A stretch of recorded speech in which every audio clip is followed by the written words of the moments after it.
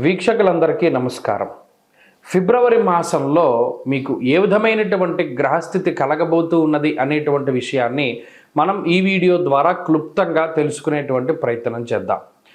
జనవరి నెలలో సంక్రమించినట్టే ఫిబ్రవరి మాసంలో కూడా పంచగ్రహ కూటమి, షడ్గ్రహ కూటమి సంభవించడానికి కూడా అవకాశం ఉన్నది. అయితే ఈసారి మకరంలో కాకుండా కుంభరాశి యందు ఈ పంచగ్రహ కూటములు ఇవన్నీ కూడా ఏర్పడబోతూ ఉన్నాయి.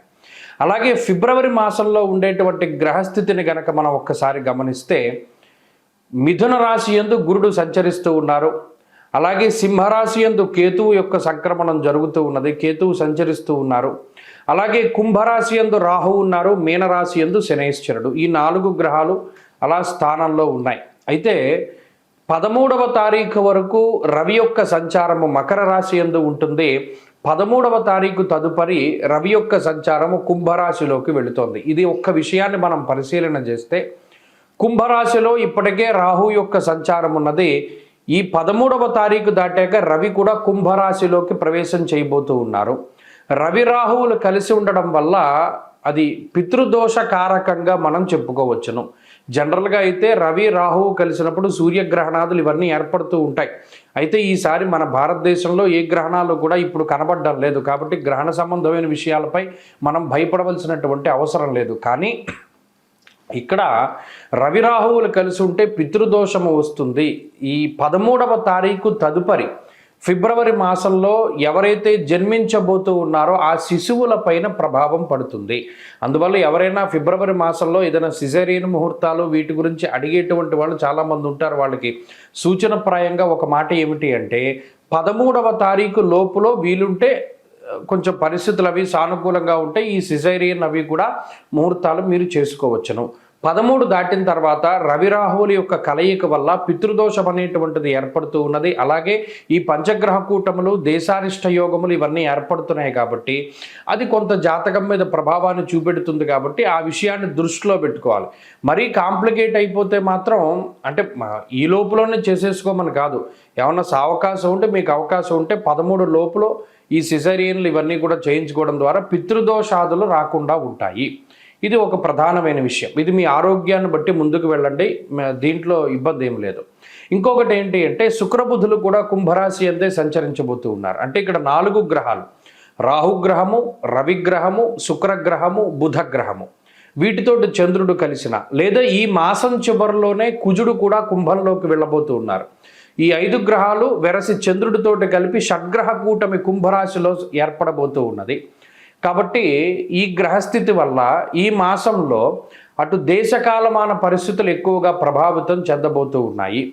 దేశారిష్ట యోగం అనేటువంటిది పట్టబోతూ ఉన్నది. ఎందుకంటే అటు కుజరాహువుల యొక్క కలయిక, అలాగే రవి రాహువుల యొక్క కలయిక ఇవన్నీ కూడా దేశారిష్ట యోగాలుగా చెప్పబడ్డాయి.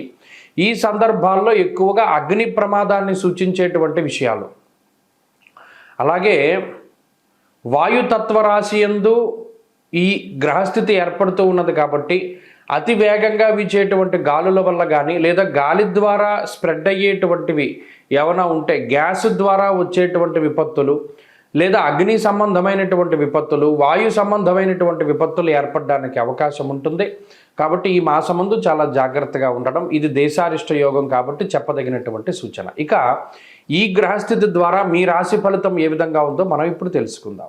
మీనరాశి వారికి ఫిబ్రవరి మాసం సాధారణమైనటువంటి మాసంగానే చెప్పవచ్చును.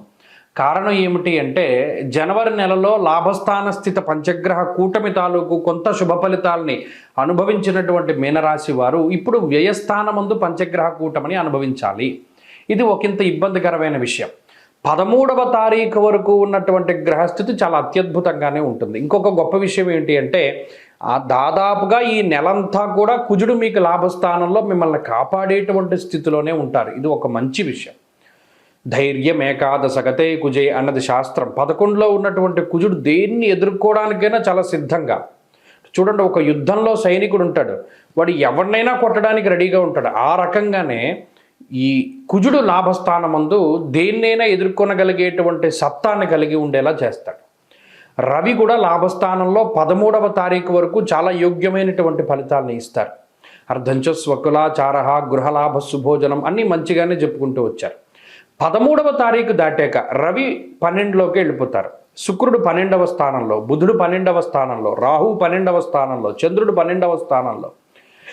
వ్యయస్థానంలోకి ఎప్పుడైతే గ్రహాలు కూడుతాయో, వ్యయస్థానం అనేటువంటిది ఒకంత ఇబ్బంది పెట్టేటువంటిది గోచారంలో.